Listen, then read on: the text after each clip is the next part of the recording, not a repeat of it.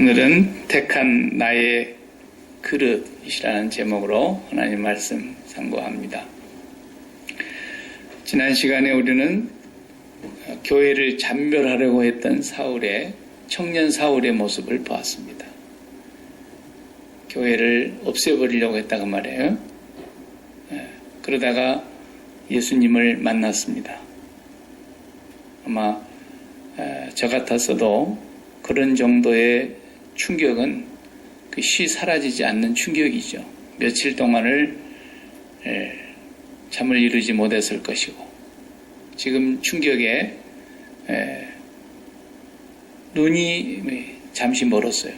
시각장애를 일으켰고, 또 하나는 금식을 하면서 지금 기도를 하고 있어요. 식음을 전폐했다. 아마 입맛도 달아났겠죠. 엄청난 충격에 자기가 지금까지 살아오면서 자기가 한 일에 대해서, 자기가 믿고 있는 신앙에 대해서, 이 사람은 조상적부터 믿어온 사람이 틀림없습니다. 그래서 바리새인이 되었고, 바리새인 중에서도 가장 열심 있는 바리새인이 되었습니다. 다른 사람보다도 더 열심을 냈는데 얼마만큼 열심을 냈다고 자기가 고백했느냐 하면 교회를 없애버리는데 자기가 맨 선두에 섰다는 것입니다. 얼마나 철두철미한 신앙을 가지고 있었던 사람이라는 것을 우리가 한눈에 알 수 있습니다. 그런데 자기가 평생 믿었던 그 신앙이 잘못됐다는 걸 아는 순간, 이대로 가만 내버려뒀으면 이 사람은 저주의 길로, 멸망의 길로 갈 수밖에 없는, 예수님 말씀대로 이런 종류의 바리새인들을 보고 독사의 자식들이라고 말했지 않습니까? 독사의 자식들이 이렇게 멸망을 당해야 될 터인데, 바울 사도도 사울 청년의 시절에 멸망을 받을 뻔했다 이거예요. 그래서 죽어야 마땅할 자기가 예수님을 만나고 너무너무 큰 충격에 지금 빠져있는 상황이고, 아무도 그 사람을 지금 누가 가까이 할 수 없는 그런 상황에 있었습니다. 이런 일이 있었다는 것이 그 다메섹 성에 벌써 쫙 퍼졌나 봅니다. 오늘 본문을 읽어본 대로 그 성에는 선지자 아나니아라는 분이 살고 있었습니다. 여호와께 은혜를 입은 자다, 그런 뜻입니다. 여호와는 은혜로우시다, 그런 이름의 뜻이 본래 아나니아라는 말인데, 이 아나니아 선지자에게 주님이 찾아오셔서 말씀하시기를, 지금 네가 직가라고 하는 거리로 가면, 직가라는 것은 도로 이름이, 어떤 면에서 보면 도로 이름이라기보다는 도로가 반듯하다, 그런 뜻입니다. 스트레이트 로드예요. 이 스트릿이 굽어지지 않고 꾸불꾸불한 길이 아니라 스트레이트로 쫙 뻗어 있는, 지금도 시리아의 수도가 다메섹 아닙니까? 다마스커스라 그러죠. 다마스커스에 가면 이 도로가 지금도 있다고 합니다. 이름만 그대로 유지하고 그 도로도 그대로 반듯한 도로로 한 1마일 정도 되는 거리라 그래요. 이 거리상에 유다라고 하는 사람이 살고 있었고, 그 유다의 집에다가 지금 이 사울 청년을 데려다 놨는데 누가 그 사람을 가까이 돌보고 있지는 않았던 것 같아요. 예수님께서 이 아나니아를 보고 거기로 가라고 그럽니다. 아나니아는 벌써 얘기를 들었기 때문에 겁이 나는 거예요. 주님께서 아시고 지금 하시는 말씀입니까? 라는 뜻으로 대묻지 않습니까? 그 사람이 교회를 엄청나게 핍박한 사람이고, 여기 온 것도 지금 바리새인들에게 그 권세를 받아가지고 사람들을 결박하려고 왔다고 하는 얘기를 들었는데, 주님은 아시고 저보고 지금 가라 그럽니까? 이렇게 반문하잖아요. 그런데 주님께서 오늘 하시는 15절 말씀을 보면은, 주께서 이르시되, 한번 다 같이 15절, 주께서 가라사대 가라, 이 사람은 내 이름을 이방인과 임금들과 이스라엘 자손들 앞에 전하기 위하여 택한 나의 그릇이라, 이렇게 말씀하셨어요. 저 같으면 좀 질투가 났을 것 같아요.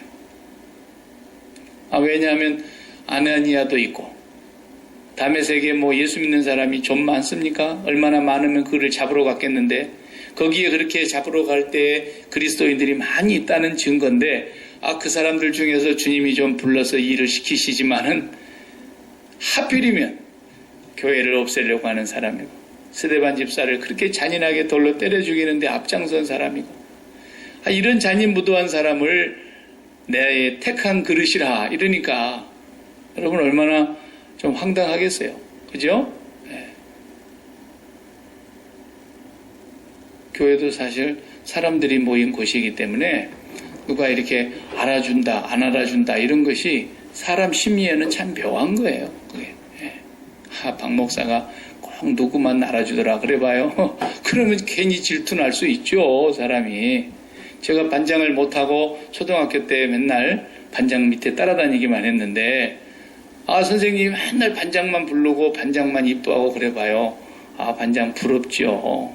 그런데 지금 아나니아도 있고 많은 그리스도인이 있는데 왜 하필 바울이냐, 사울이라는 이 청년이냐, 이 불안당 같은 놈인데 이런 못된 사람을 주님이 걔는 말이야 앞으로 나의 복음을 이방인 세계에 왕들까지도 저 여러 나라에 전파하기 위하여 택하연 내 그릇이다.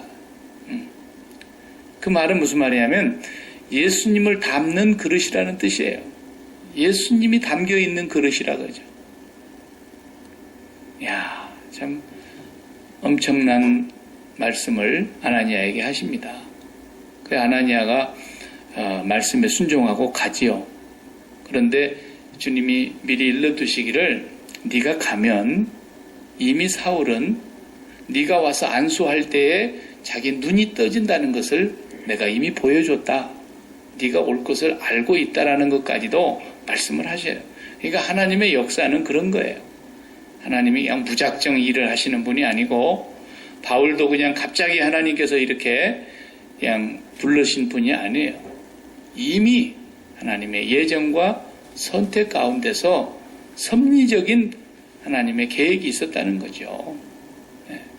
그래서 이 사울이라는 청년이 나중에 그 훌륭한 바울로 그 생애가 가장 빛나는 영광스러운 삶을 살게 된 것을 우리가 알고 있습니다. 나의 택한 그릇, 나의 택한 그릇. 여기는 뭔가 분명히 증표가 있어요. 택함을 받았다 안 받았다 하는 것을요 내가 알 수 있다니까요. 교회를 다니는 사람들은 택함 받은 사람이라고 하는 것을 1차적으로 우리가 다 인정하죠.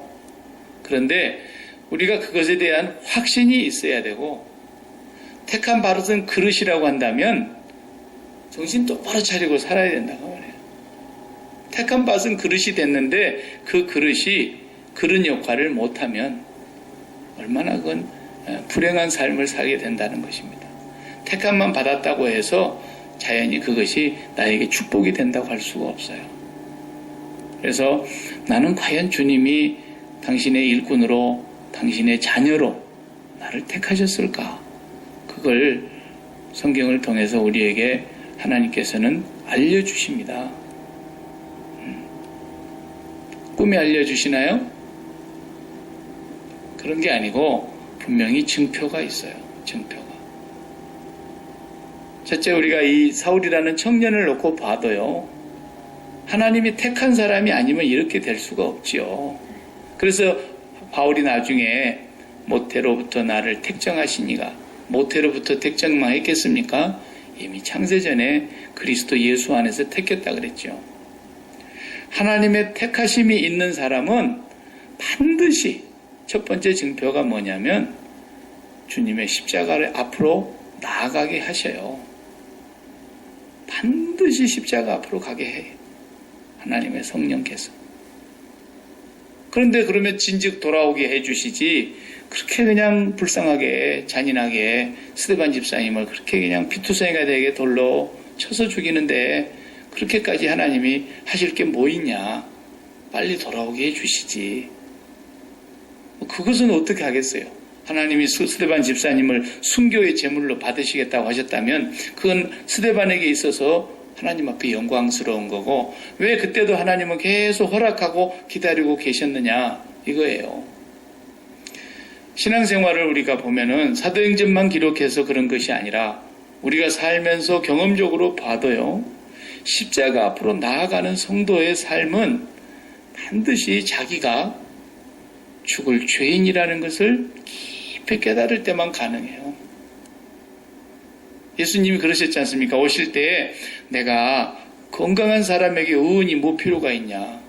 그렇죠? 건강한 사람은 의사가 필요 없다 이거예요. 그런데 병든 자에게야 의원이 쓸 때가 있듯이 나도 의인을 부르러 온 게 아니다. 나는 죄인을 부르러 온 것이다.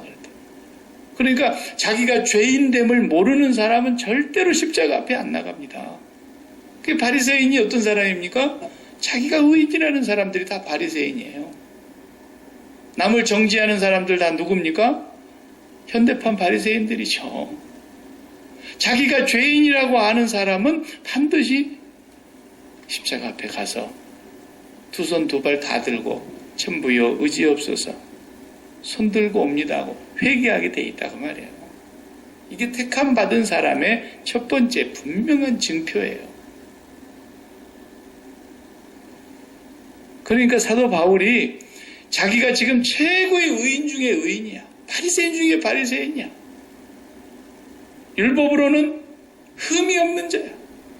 자기 인생살이는 하나님이 그대로 받으실 것이라고 최고의 의로운 사람이라고 자기가 자처한 사람.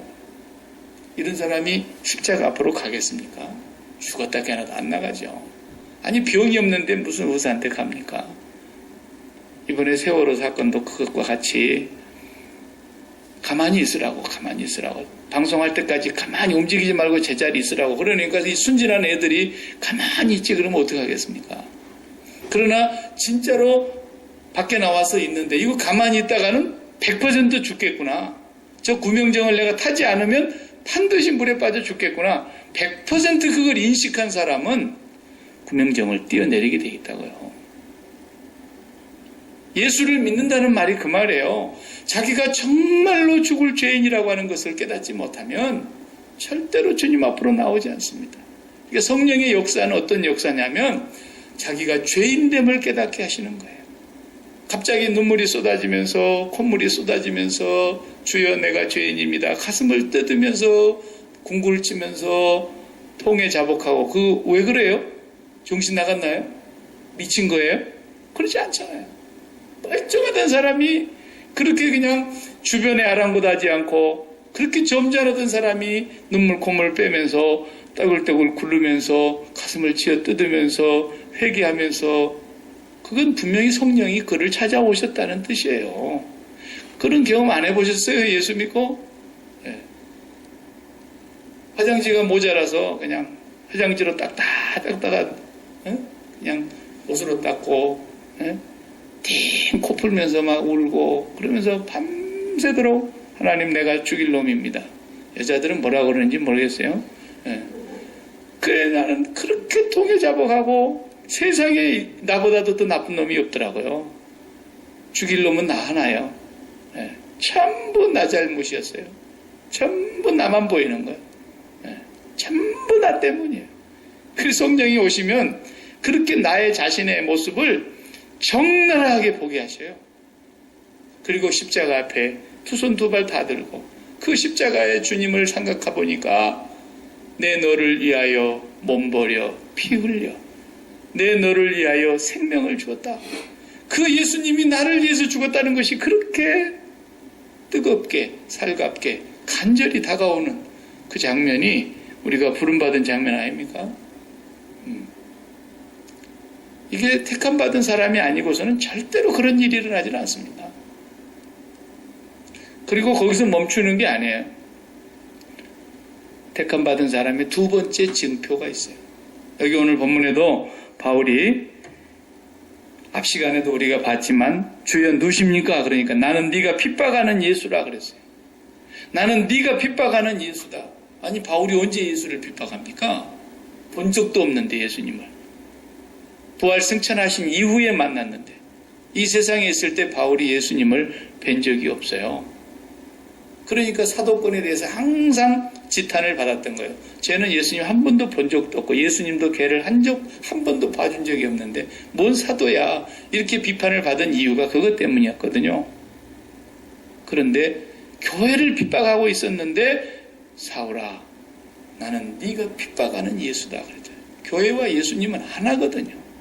예수님은 머리이고 교회는 몸이니까. 예. 머리만 떨어져 갖고 집에다 놔두고 몸뚱아리만 다니는 사람 보셨습니까? 그러니 교회를 핍박하는 그것이 예수를 핍박한 것이었고, 그 예수님 핍박한 죄가 얼마나 크다는 걸 아는 순간 이 사람이 너무너무 충격을 받은 거라. 그러면서 오늘 아나니아를 보내면서 뭐라 그래요? 가라. 저가 지금 뭐하고 있다 그랬어요? 뭐하고 있다 그랬어요? 유다의 집에서 기도하고 있다 그랬어요. 금식 기도하고 있는 거예요, 지금. 3일 동안이에요, 3일. 3일이 흘렀어요. 식음을 전폐했다 그랬어요. 금식하고 마시지도 않고 기도하고 있었어요. 뭐라고 기도했을 것 같아요? 뭐 알아맞혀봐요. 내가 그때 같이 앉아서 안 했기 때문에 나도 몰라요. 뭐라고 기도했을 것 같아요, 사울이? 지금까지 기도는 자기의 의를 나타내는 기도였고 자기의 의가 충만한 기도였다고요. 지금부터 기도가 달라졌을 것은 뻔한 사실이에요. 아마 3일 내내 눈물을 흘리면서 기도했을 거예요. 회개하면서 기도했을 거예요. 내가 이렇게 하나님 앞에 큰 죄인이었구나. 그걸 깨달으니까 오늘 우리 읽은 마지막 부분에 세례를 받았더라 그랬잖아요. 세례를 받았다는 것은 자기가 뭐 때문에 세례를 받습니까? 바리새인인데. 뭐 때문에 예수 이름으로 세례를 받습니까? 자기가 의인인데. 자기는 율법으로 난 의로서는 흠이 없는 자인데 뭐 때문에 세례를 받았겠어요? 자기가 성령이 찾아오셔서 예수 그리스도가 누군가를 밝히 알고 보니까 세상에 내가 얼마나 큰 죄인이며, 얼마 전에 스데반 집사를 돌로 쳐 죽였을 때에 자기가 거기에 앞장서고 다른 사람의 옷을 막고 있었던 그 죄만 생각해도 함이 맞들어 울었을 거예요. 그러면서 가슴을 쥐어뜯었을 거예요. 그러면서 그의 기도가 바뀐 거예요. 이걸 예수 믿는 사람은 십자가 기도라 그래요. 십자가 기도. 예수 믿는 사람은 기도를, 예수 안 믿는 사람, 우상 숭배하는 사람, 다른 모든 세상의 종교, 기독교 하나를 빼놓고는 세상에 1000가지의 종교가 있다면 999가지의 모든 세상의 종교는 기도가 뭐예요? 내 소원을 아뢰는 거예요. 내 의를 주장하는 거예요. 내 생각을 말하는 거고 내 필요를 말하는 거예요. 그러나 기독교의 기도는 그런 게 아니에요. 예수님이 가르쳐 주셨으니까 그대로 하라니까요. 기도를. 하나님, 오늘 우리에게 일용할 양식을 주옵시고 그거 외에는 구하지 마요. 그거 외에 구하는 건 기도도 아니요. 그건 예수님이 하지 말라 하는데 왜 꾸역꾸역 우리가 해야 되겠어요? 무엇을 마실까? 무엇을 먹을까? 무엇을 입을까? 그것은 하나님을 섬기지 않는 고아, 부모가 없는 고아, 하나님의 축복이 아무런 상관이 없는 이방인, 이런 사람들은 그걸 구해야 되는 것이지만 너희 하늘 아버지께서는 너희가 구하기도 전에 있어야 될 것을 아시느니라. 그렇기 때문에 이방인들처럼 중언부언하지 말라는 거예요. 너희는 먼저 그의 나라와 그의 의를 구하라. 그리하면 이 모든 것을 너희에게 더하여 주시리라. 우리가 구하지 않아도 뭐가 필요한지 우리의 필요를 아버지 하나님이 아세요. 우리 아버지가 전지전능하시다고 우리가 날마다 고백하지 않습니까? 사도신경에서. 우리 하나님 아버지가 우리가 어디에 있든지 안 계신 곳이 없잖아요. 그런 아버지를 우리가 내 아버지라고 믿고 고백하고 있는데, 그러니까 기도라는 것은 뭐냐면 본래 그 단어가, 기도한다라는 그 단어가 주님과 나의 몸을 둘로 꽁꽁 같이 묶어놓는다, 그런 뜻이에요. 그런 단어에서 온 말이에요. 기도라는 말이. 다른 단어도 여러 가지 단어가 있습니다만은 오늘 본문에 쓰여진 단어는 그런 뜻이에요. 예수님과 나를 이렇게 동동 이렇게 칭칭 매놓는다는 거예요. 동연 매놓는다. 그 말은 뭔 말입니까? 이제는 내가 예수님 가는 대로 한다는 거예요. 예수님이 가는 대로 가고 예수님 뜻대로 살겠다는 거예요. 그게 기도예요. 그러니까 기도 시간을 우리가 왜 갖느냐? 십자가 기도하려고 기도하는 거예요. 이방 종교의 우상을 섬기는 사람들은 그 우상이 눈 한 번 깜짝하기를 합니까? 우상이 화를 내기를 합니까? 우상이 알아듣기를 합니까? 세워놓으면 걔가 다리가 아프다고 앉을 줄을 압니까? 앞을 보게 해놓으면 뒤로 돌아다 보기를 합니까? 그 우상 앞에 가서 내가 무슨 소리를 한다 해도 우상은 대꾸 한마디 안 합니다. 그리고 그 우상은 내가 하는 말 다 들어주는 것처럼 가만히 있습니다. 우리 하나님은 그런 죽은 우상과 같지 아니에요. 우리의 필요와 우리의 생각과 우리의 계획과 우리의 비전을 얘기하는 게 기도가 아니고, 기도는 내 뜻과 내 비전과 내 계획과 내 생각과 내 지식과 내 경험과 내 5만 가지를 다 죽이는 거예요. 그리고 주님 앞에 내 몸뚱아리를 갖다 똥똥 칭해 같이 동년 매놓고, 주님 하시고 싶은 대로 이제 가시고 싶은 대로 하시라고, 나는 주님하고 같이 움직이겠습니다 라는 거예요. 그게 기도예요. 그러니까 기도 시간에 우리가 십자가 기도를 드리는 거라고. 계속해서 십자가 기도를 드리고, 그 기도를 드리고 있는 사람이 택함받은 사람이에요. 그 기도를 드리고 계속해서 그 기도를 드리고 있을 때에 성령이 우리에게 찾아오셔요. 그리고 우리 가운데 거하시는 성령이 역사하세요. 그리고 우리 마음에 하나님이 느껴지고, 하나님의 사랑, 하나님의 그 능력, 하나님 안에서 나오는 평강, 하나님 안에 있는 안심, 그 걱정이 다 떠나고요. 하나님이 우리를 붙들어 주시는 것을 맛을 보게 돼요. 그리고 기도하면 할수록 염려가 떠나가고, 나는 굉장히 걱정하고 있었는데 우리 아버지는 벌써부터 알고 계셨네. 하나님이 오시면 아버지가 이 모든 것을 다 보고 계시고, 알고 듣고 계시고, 주관하고 인도해 계시고 책임지고 계시는 분이라는 것을 우리가 경험하게 되면서 마음의 평강과 기쁨이, 그래서 예수 믿는 사람은 매일 십자가 기도를 하는 거예요. 그래서 주님께서도 그저 기도할 때에 항상 결론은 무릎을 꿇고 일어나셔서, 무릎을 들고 일어나실 때면 아버지 내 원대로 마옵시고 아버지 뜻대로 되기를 원합니다. 주기도문을 우리한테 가르쳐줘도, 제자들도 우리도 좀 기도를 잘하고 싶습니다. 세례 요한은 제자들에게 기도를 가르쳐줘가지고 제자들이 기도하는 걸 잘하는데 우리에게도 기도를 가르쳐 주십시오. 그래서 주님이 가르쳐준 기도문이라 그래서 주기도문이에요. 그냥 무슨 회의하고 나서 주기도문으로 마치겠습니다, 끝낼 때 하는 기도가 아니라 말이에요.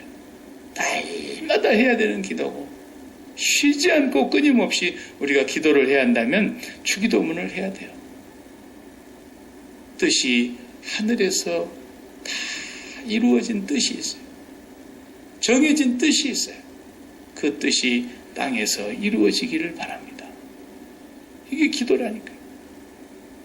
그게 십자가 기도예요. 바울은 지금 이제는 자기의 생애를 돌이켜보면서 지금까지 달려왔던 최고의 의인의 삶, 자기 자랑하는 삶, 빌립보서 3장에 나도 자랑할 것이 많다 그랬잖아요. 육체를 신뢰할 만한 사람이었다. 율법으로는 흠이 없는 자였고, 나는 가말리엘 문화생이었고, 나는 베냐민 지파의 왕가의 후손이고, 로얄 패밀리에다가 바리새인 중에 바리새인이고, 얼마나 내가 열심히 있었는지 아느냐. 열심으로는 교회를 핍박했던 자다. 그렇지만 내가 이 모든 것을 다 어떻게 생각한다 해서 배설물처럼 이제 여긴다는 거예요. 네. 그러니까 우리가 자식들한테 뭘 잘 먹이는 것 같아도 잘못하면 똥 먹이는 거예요. 그걸 아셔야 돼요. 나는 굉장히 보약일 줄 알고 애들한테 해주는 말이라도 자칫 잘못하면 보약이 아니라 똥 먹이는 거예요. 배설물 먹이는 것과 똑같은 것이 될 수 있다는 걸 인정하셔야 돼요. 그 얘기 할 말 없으면 성경 말씀만 해요. 딴 얘기 하지 마. 나도 그래, 나도. 내가 살아보니까, 아빠가 살아보니까, 너들보다 한 2배 이상 먼저 살아보니까, 하나님 잘생긴 것 외에는 아무것도 바랄 것이 없더라. 하나님 한 분 잘생기고 나면 아무 걱정이 없어, 아무 걱정. 네. 난 그 얘기만 합니다. 그리고 할 말이 없어요. 하나님 앞에 막상 가보면 그 애들이 나보다 훨씬 나을 수도 있어요. 그렇기 때문에 우리는 날마다 십자가 기도를 드리는 사람이 하나님의 선택받은 사람이라는 걸 알으셔야 돼요. 네. 그리스도인들은 기도가 분명해야 합니다. 이 기도를 하지 않는 사람은 수상한 사람이에요. 그 다음에 세 번째 증표가 있어요. 세 번째 오늘 증표가 이 사람은 내 이름을 이방인과 임금들과 이스라엘 자손들에게 전하기 위하여 택한 나의 그릇이라 그랬어요. 쓰임받는 그릇이 되는 거예요. 쓰임받는 그릇. 택한 그릇은 쓰려고 택한 거예요. 주님이. 내가 주님 앞에 쓰임받는 사람인가 아닌가 이것을 날마다 기억해야 되는데 어떻게 쓰임을 받느냐? 사도행전 9장 오늘 읽은 본문 16절을 다 같이 한번 보세요. 16절 그가 내 이름을 위하여 해를 고난이라는 말을 해로 번역했네요. 고난을 해를 얼마나 받아야 할 것을 내가 그에게 보이리라 하시니. 예수 믿는 사람은 참 이거 어려운 얘기예요. 우리는 좀 고난이 없기를 바라고 가능한 한 고난을 좀 하나님이 비껴가게 해주시면 얼마나 좋겠습니까? 그런데 절대로 주님은 예수 믿는 사람에게서 고난이 없게 해주신다는 말씀을 약속한 적이 없어요. 성경에 어디를 봐도 성경에 그런 데가 있던데요. 그러면 저한테 찾아와요. 절대로 없어요. 예수 믿는 사람은 이 세상에 산다는 자체가 고난이에요. 그렇기 때문에 이 고난의 많은 세상을 빨리 떠나고 싶어야 예수 믿는 사람이에요. 그런데 주님이 안 데려가시는데 어떡하냐고. 안 데려가시는데. 나는 이 세상을 떠나고 싶은데 안 데려가시는 거예요. 자살할 수 없잖아요. 그렇다고 누구한테 가서 나 좀 죽여줘 그럴 수도 없잖아요. 죽는 방법이 세 가지밖에 없어요. 세상에는. 하나는 너무 세상이 괴로워서 그만 살아야 되겠다. 세상을 등지고 자살을 하는 것이 하나 죽는 거 있고, 두 번째 죽는 것은 나는 살고 싶어서 애를 쓰고 있는데 어떤 못된 사람 만나가지고 누가 나를 죽이는 바람에 타살로 죽는 것도 죽는 거 아닙니까? 근데 우리 이 두 가지는 우리가 이 세상에서 가능하면 안 만나면 좋아요. 그죠? 자살을 절대 해서도 안 되죠. 그 다음에 우리가 남한테 맞아 죽어서 되겠습니까? 그것도 내 마음대로는 안 되지만, 그래도 우리 지금 황영여 집사님 부군께서 세상을 떠나셨는데, 이렇게 세상을 떠나시는 분은 그냥 죽음으로써 세상을 떠나는 그런 상황이지만, 이 죽음은 우리가 기다리지 않아도 오고 있고 원치 않아도 다가오고 있기 때문에 이건 말할 게 없는 거예요. 그러나 자살하는 것과 타살하는 것은 이 땅에서 죽음은 죽음이지만 하나님께서는 이것을 기뻐하지 않으세요. 어떻게 죽으라고 말하는 겁니까?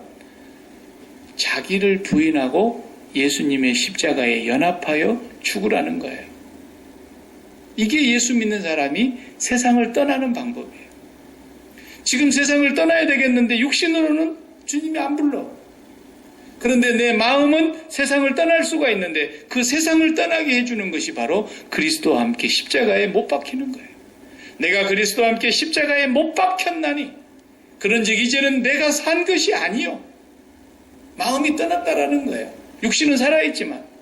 그러면서 바울은 뭐라 그래요? 실제로는 내가 지금 몸을 떠나서 주님과 함께 있는 것이 나에게는 더 좋으나 주님이 교회를 위해서 아직도 나를 이 세상에 남겨두고 나를 써야 될 그릇으로 아직 남겨두고 있으니까 죽지는 못하지만 마음은 이미 세상을 떠난 사람이 되는 것이 그리스도와 함께 십자가에 죽는 사람이라고. 이것이 예수 믿는 사람의 날마다 고백하는 고린도전서 15장 31절에 나는 날마다 죽노라. 그 말이에요. 나는 날마다 죽노라. 마음을 세상에서 뜬다는 거예요. 마음이 세상에서 떴다는 거예요. 이런 사람을 하나님이 쓰시는 거예요.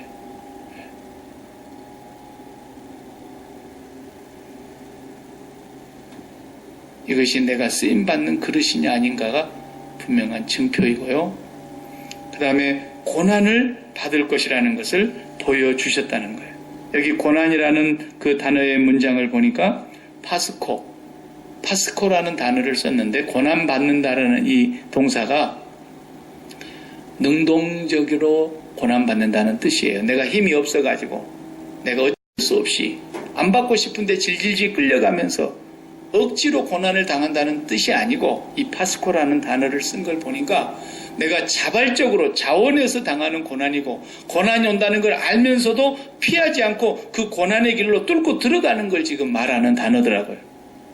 그러니까 우리 예수 믿는 사람들은 고난을 피해 다니는 사람이 아니라 내가 택함 받은 사람이라면 고난을 받기를 즐거워하더라는 거예요. 이게 택함 받은 증거입니다. 도대체 미쳤나요? 고난 받기를 즐거워하게. 뭐 때문에 고난 받기를 즐거워하느냐? 내가 지금 이것을 고난을 받을 만한 가치가 있어서 당하는 거 아니겠습니까? 여러분 자녀를 위해서 그 고생하는데 그 고생했던 것들이 다 가치가 있으니까 그 고난 당하는 것이죠. 여러분 피할 수 있었죠. 그런 고난 안 당하고도 살 수 있었어요. 왜? 그런데도 자녀를 위해서 우리가 고난을 기뻐하면서 가고 있는 겁니다. 그걸 달갑게 받으면서 가고 있는 겁니다. 그게 부모 아닙니까? 왜? 우리가 고난을 받는 것보다도 더 중요한 것이 있다는 거예요. 고난 받는 것하고 비교할 수 없는 더 소중한 자녀가 있지 않냐. 내가 그래서 그 자녀 때문에 고난을 내가 의지적으로 적극적으로 자원해서 고난 당하고 가고 있는 거예요. 지금 바울이 당하는 고난은 그런 뜻을 말하는 거예요. 자기가 고난을 당하지 않아도 될 일이지만 나는 이 고난을 즐겁게 당한다. 왜? 이 고난 당한 이유는 나 같은 질그릇에 예수 그리스도 보배로우신 생명을 담고 있기 때문에 이 생명의 복음을 전하는 데는 내가 고난받는 것이 즐겁다라는 거예요. 고난받을 만한 가치가 있다는 것입니다. 이렇게 내가 소중한 일을 위해서 고난받고 있다는 것을 지금 표현하고 있는 단어란 말이에요. 그러니까 예수 믿는 사람들은 이런 고난을 받게 되어 있죠. 그래서 예수를 잘 믿어도 욕은 먹게 되어 있어요. 예수 믿는 사람들이 세상에서 칭찬만 받는다? 그건 거짓말입니다. 예수를 잘 믿는 사람도 오해를 받고요. 욕을 먹고요. 핍박을 받고요. 비난을 받고요. 온갖 험한 소리를 들을 수 있습니다. 예수 믿는 사람도. 자기가 잘못해서 그렇다기보다는 예수 잘 믿는데도 그렇다니까요. 그럴 때 여러분 기뻐하십시오. 주님이 그러지 않습니까? 너희가 내 이름으로 너희들을 욕하고 핍박하고 거짓으로 너희들에게 모든 악한 말을 할 때는 기뻐하고 즐거워하라. 너희 전에 있었던 선지자들도 다 이같이 핍박을 받았느니라. 너희 상급이 하늘에서 크다 그랬어요. 그러니까 이 세상에 살면서 바울 사도는 고난받기를 그리스도와 함께 고난받기를 즐거워했다. 잠시 죄악의 낙을 누리는 것보다도 그리스도와 함께 고난받기를 즐거워했던 모세, 그리스도와 함께 고난받기를 즐거워했던 우리 믿음의 선배들. 그래서 바울이 이렇게 전도를 하러 가가지고 루스드라, 앞으로 우리가 이제 14장까지 가서도 보겠지만 루스드라에서 복음을 전하다가 돌멩이에 한번 맞습니다. 사람들이 성 밖으로 끌고 나가가지고 돌멩이로 수대반 때리듯이 그냥 때려버렸어요. 그러니까 거의 실신을 해가지고 아마 의식을 잃었던가 봐요. 그게 죽은 줄 알고 밖으로 갖다 성 밖에 내다 던져버리고 그리고는 그냥 문 닫고 들어갔는데 나중에 땅짐을 쐬고 깨어났는지 바울이 깨어났어요. 피투성이가 됐을 거 아닙니까? 그런데 걸어서 거기 자기들을 돌멩이로 친 그 성을 다시 걸어 들어갑니다. 그리고 그 안에 교회를 찾아가서 성도들에게 그러지 않습니까? 사도행전 14장에 보면 제자들에게 마음을 굳게 하여 이 믿음에 거하라 거원하고 또 우리가 하나님의 나라에 들어가려면 많은 환난을 겪어야 할 것이라 이렇게 권면을 하고 떠났다 그랬어요. 그러니까 예수를 믿는 사람이 이 땅에서 복음을 위하여 주님을 위하여 신앙의 신실함을 지키기 위하여 고난받고 손해보고 때로는 병신 취급당하기도 하고 욕을 먹기도 하고 핍박받는 거 이거 택함 받은 사람이 할 만한 가치 있는 일이라는 거예요. 여러분이 택함 받은 것 같습니까? 그렇다면 우리가 이런 고난 받는 것을 기쁨으로 감당한다는 거죠. 바울이 얼마나 고난을 많이 당했는지 성도들이 고난당하는 것이 너무 안쓰러우니까 못 가게 붙들고 예루살렘에 올라가면 죽는다는 선지자의 예언이 있었지 않습니까? 이제 바울이 마지막 3차 전도여행을 끝내고 예루살렘으로 복귀하려고 하는데 어떤 선지자가 나타나더니 바울의 띠를 잠시 풀어달라 그래가지고 바울의 띠를 풀어가지고 두 손을 꼭 묶는단 말이에요. 이 띠의 임자가 예루살렘에 올라가면 이렇게 된다고 하는 하나님의 계시가 제게 있었습니다. 이러는 거예요. 그러니까 그 성도들이 그 얘기를 듣고는 다 못 가게 붙들고 바울 가면 죽는다고 못 가게 하지 않습니까? 그런데 바울이 뭐라 그래요?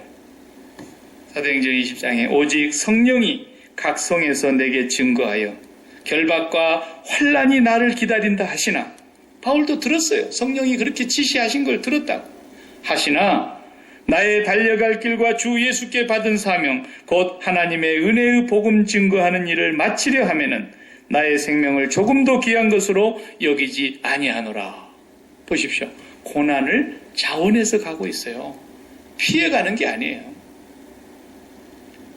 너희들이 로마의 시민권을 가진 나를 죄도 밝히지 않고 죄가 뭔 것이 뭐라는 심판도 제대로 하지 않았는데 나를 이렇게 감옥에다 쳐놓고 두드러 패?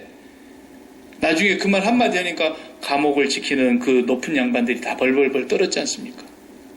왜냐하면 그 당시에 로마의 시민은 황제에게 재판을 받게 되어 있고 황제의 재판 외에는 아무도 로마 시민을 건들 수 없어요. 그러니까 바울이 나중에 황제에게 호소하지 않습니까? 자기의 고난을 면하려고 황제에게 호소한 것이 아니었어요. 그는 베스도 총독 앞에서도 전도했습니다. 벨릭스 총독 앞에서도 전도했습니다. 아그리빠 왕이 왔을 때도 전도했습니다. 황제에게 상소한 이유는 황제 앞에 가서도 복음을 전하고 싶어서 그랬던 거예요. 그 로마 시민권을 갖고 있는 사람을 누가 감히 손을 댈 수가 없다는 걸 알면서도 죽도록 두드러 맞고 온몸이 피가 나고 그렇게 쓰리고 아팠을 텐데 감옥에다 쳐넣어놓고 캄캄한 곳에서 그냥 찬송하고 기도하고 찬송하고 기도하고, 그런데 하나님이 거기에 그 밤에 옥문을 열고 지진이 일어나고 간수가 회개하고 간수 집안 전체가 다 예수 믿고 세례를 받고 엄청난 영향력이 나타났어요. 보십시오. 우리는 예수 이름을 위해서는 어떤 상황에서도 욕먹을 가치가 있습니다. 선택받은 사람들은 그걸 아는 거예요. 내가 예수 이름 때문에 욕을 먹는다는 건 괜찮다. 예수 이름 때문에 내가 모독을 당하고 예수 이름 때문에 내가 좀 병신 취급을 당하고 예수 이름 때문에 내가 그냥 10마디 쏴주고 싶어도 꼭 참는 거 잘하는 겁니다. 잘하는 겁니다. 예수 믿고 복음을 위해서 고난받기를 즐거워하면서 복음을 전하면서 욕을 먹는 거, 이거 다 귀한 거라는 거예요. 이것이 바로 택함받은 사람의 증거죠. 그래서 사도 바울은 그 고난을 받으면 받을수록 그 고난 속에서 하나님의 영광이 더 크게 나타나더라고요. 감옥에 들어가면 감옥에서 그 영광이 나타나고, 법원에 가서 재판을 받으면 재판받는 자리에서 하나님의 영광이 더 나타나고, 바울이 매를 맞고 있으면 매 맞는 자리에서 하나님의 영광이 더 나타나고. 그러니까 우리 한국 교회 역사도 보시면, 교회사를 이렇게 한국 교회사를 보면은 우리 한국의 교회가 들어온 지 한 150년 됐는데 150년 역사 속에서 훌륭한 분들이 왜 없었겠습니까? 각 교단마다 총회장님을 지내신 훌륭한 어른들이 왜 없었겠냐고요. 그러나 그분들은 이름 한 석자도 지금 누가 기억을 못합니다. 그러나 추기철 목사님은 온 한국 교인들이 다 압니다. 추기철 목사님만큼이나 교회에 영향력을 주는 사람이 없단 말이에요. 왜? 그 배정시대의 신사참배를 끝까지 거역하고 고개를 숙이지 아니했다고 감옥에 들어가서 그 많은 고생을 치르다가 감옥에서 못 나오고 순교하셨으니까. 그러나 그분이 나와서 복음을 전하지는 못했지만, 그렇게 죽었을지라도 짧게 살았지만 그의 영향력은 오늘 한국교회 전체에 영향력을 미치고 있지 않습니까? 그 훌륭한 총회장님들 이름은 다 온데간데였고 누구 하나 기억하는 사람 없어도 주기철 목사님 그러면 다 안다. 그래서 주님이 택한 사람은 반드시 고난의 길을 즐거워하며 고난받을 만한 가치가 있다는 걸 인정하고 고난받는 걸 감사하면서 간다는 거예요. 그게 예수님께서 바울에게 보여준 증거입니다. 베드로 사도가 그런 말을 했어요. 죄를 짓고 매를 맞고 참으면 무슨 상급이 있겠냐. 베드로전서 2장에서 그랬죠. 죄를 짓고 매를 맞고 아이고 아파라 아이고 아파라 그런데 꾹 참고 있는다고 누가 상을 주겠냐. 그러나 애매히 고난을 받아도 주님을 생각하고 참으면 이건 하나님 앞에서 아름다운 것이다 그랬어요. 애매한 고난 있잖아요. 내가 잘못한 것도 없는데 애매하게 고난받는 그것도 하나님 앞에서 아름다운 거라는 거예요. 그런데 거기서 멈추지 않고 하나 더 얘기합니다. 그리스도께서는 죄 없으신 그리스도께서는 죄인을 대속하여 의인이 죄인을 대속하여 죽었다. 오늘 또 우리가 그분의 발자취를 따라오게 하시려고 주님이 죄 없으신 분이 죄인을 대신하여 고난당하시고 십자가에 죽으셨다는 말씀을 하십니다. 우리 하나님의 택함 받은 백성들의 증표가 세 가지가 분명해야 돼요. 날마다 자기 죄를 보면서 십자가 앞에 나아가는 거예요. 주여, 오라 나는 공고한 사람입니다. 나는 잠시도 주님의 십자가 앞에서 서지 아니하면 죄가 나를 사로잡아 오는 것을 내가 이길 수가 없습니다. 오라 나는 공고한 자로다. 이 사망의 몸에서 누가 나를 건져낼 수 있겠느냐. 그러면서 우리 주 예수 그리스도께 감사하리로다. 그 십자가를 바라보고 가는 것이 택함받은 자의 삶이 첫 번째 증거예요. 그리고 그 십자가 앞에 나아가서 이제는 십자가 기도를 드리는 거예요. 내 뜻이 죽는 거예요. 내 소원이 죽는 거예요. 내 욕망이 다 죽는 거예요. 세상을 십자가에 못 박고 마음이 이미 세상을 뜬 거예요. 몸은 살아있지만 마음은 아버지께로 주님 승천하신 그곳으로 올라간 거예요. 이게 십자가 기도를 드리는 사람의 마음가짐이에요. 그리고 주님께서 이 고난의 길을 기쁨으로 걸어갈 수 있도록 주님이 그릇으로 우리를 사용하고 계신다는 것. 이것이 택함받은 하나님의 귀한 그릇입니다. 기도하십시다.